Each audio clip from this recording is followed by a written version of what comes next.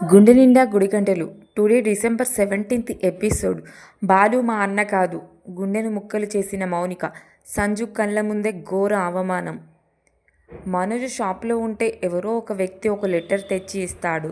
ఆ లెటర్లో నీ చుట్టూ ఉన్న వాళ్ళతోనే నీకు సమస్యలు వస్తాయి, జాగ్రత్తగా ఉండు అని రాసి ఉంటుంది. అది మనోజ్ చదివేలోపే లెటర్ ఇచ్చిన వ్యక్తి మాయమవుతాడు. దాంతో ఆ లెటర్ ఎవరు పంపించారు అనే విషయం అర్థం కాక తల పట్టుకుంటాడు మనోజ్. ఆ తర్వాత ఏం జరిగిందో ఇప్పుడు చూద్దాం. మనోజ్ ఆ అజ్ఞాత లేఖ పట్టుకొని తీవ్రంగా ఆలోచిస్తూ ఉంటాడు. ఇంతలో విద్యా రోహిణి వస్తారు. లెటర్ చదివిన విద్య చుట్టూ ఉన్నవాళ్ళు అంటే ఇంట్లో వాళ్ళైనా కావచ్చు, ఈ షాప్లో వాళ్ళైనా కావచ్చు అంటుంది. దాంతో రోహిణి ఇంట్లో అయితే ఉన్నారుగా బాలు మీనా, వాళ్ళతోనే సమస్యలు వస్తాయి అంటుంది.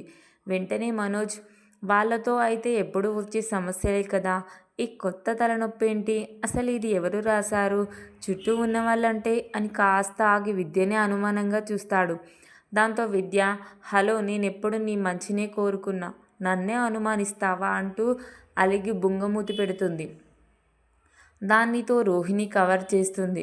ఇక మనోజ్ ఆ లెటర్ ఎవరు పంపించారు అనే దాని మీదే ఆలోచిస్తూ ఉంటాడు.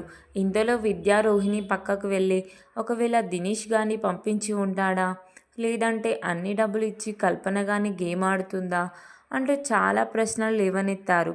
కానీ వేటికి సమాధానం దొరకదు.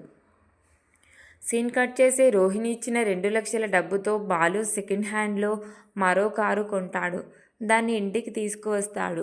మీనా దానికి హారతి ఇచ్చి నిమ్మకాయలతో దిష్టి తీసి సంబరపడిపోతుంది. రోహిణి ఇచ్చిన డబ్బుతో కొన్న కారేగా అంటూ ప్రభావతి వెటకరం చేయడానికి ప్రయత్నిస్తే సత్యం, సుశీల చురకలేసి నోరు మోయిస్తారు. ఇక రవి, శృతి కూడా కారు చూసి సంబరపడతారు. అయితే సుశీల బాలు మీనాలకు అర్థమయ్యేలా, కొత్త కారు కదా, మీ అమ్మా నాన్నలను గుడికి తీసుకుని వెళ్ళండి అని చెబుతుంది. దాంతో సత్యం ప్రభావితులను వెనక సీట్లో కూర్చోబెట్టుకొని బాలు మీనాలు ముందు సీట్లో కూర్చుని గుడికి బయలుదేరుతారు.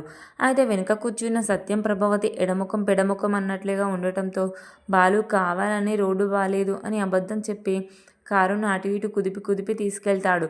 దాంతో సత్యం ప్రభావతి మీద, ప్రభావతి సత్యం మీద పడుతూ కాస్త దగ్గరవుతారు. సత్యం ప్రభావతి ఇబ్బంది పడడం చూడలేక తన చేతిని సపోర్ట్గా ఇచ్చి పట్టుకో అంటాడు. ఇక ప్రభావతి సంబరపడిపోతూ భర్త చేయి పట్టుకుంటుంది. అలా ఇద్దరు మనసు విప్పి మాట్లాడుకుంటారు, ఒక్కటైపోతారు. బాలు మీనాలతో పాటు సంతోషంగా ఇంటికి తిరిగి వస్తారు. సత్యం నవ్వుతూ, ప్రభా, నాకు కాస్త మంచినీళ్ళు ఇవ్వు అంటాడు. ప్రభావతి పరుగులో వెళ్ళి మంచినీళ్ళు తెస్తుంది. వాళ్ళిద్దరు కలిసిపోవడం చూసిన రవి, శృతి షాక్ అవుతారు. ఇక కమ్మింగ్ అప్లో మౌనిక ఒక చోట లోపల కూర్చొని ఉంటుంది. వెళ్తూ వెళ్తూ తన పర్స్ పడేసుకుంటుంది. అది బాలు కంటపడుతుంది. వెంటనే బాలు పర్స్ తీసుకుని మౌనిక దగ్గరికి పరుగు తీస్తాడు. అమ్మ మౌనిక, నీ పర్స్ పడేసుకున్నావు అని బాలు ఇస్తాడు. అయితే సంజు అప్పుడే అడ్డుగా రావడం మౌనిక చూస్తుంది. దాంతో కావాలని పర్సు తీసుకొని బాలుతో మాట్లాడకుండా వెళ్ళిపోతుంది.